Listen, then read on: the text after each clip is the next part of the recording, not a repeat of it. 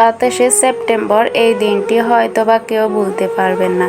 বিশেষ করে বাংলাদেশের চলচ্চিত্রের মিডিয়া অঙ্গনের যারা কলাকৌশলী ও যারা সবসময় চলচ্চিত্রের সঙ্গে যুক্ত, তারা হয়তোবা 27শে সেপ্টেম্বরে এই ঘটনাটি ঘটেছিল এখনো পর্যন্ত মানুষের মনে আছে। তো প্রিয় ভিউয়ার্স, যার কথা বলেছি সে আর কেউ না, বাংলাদেশের টলিউড সুপারস্টার শাকিব খানের প্রথম ওয়াইফ চিত্রনায়িকা অপু বিশ্বাস।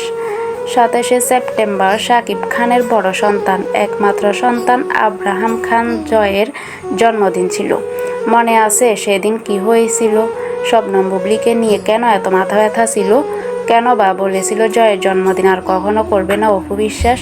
কিন্তু অবশেষে প্রতিটি বছরই 27শে সেপ্টেম্বর এই তারিখে জয়ের জন্মদিন পালন করে অপু বিশ্বাস।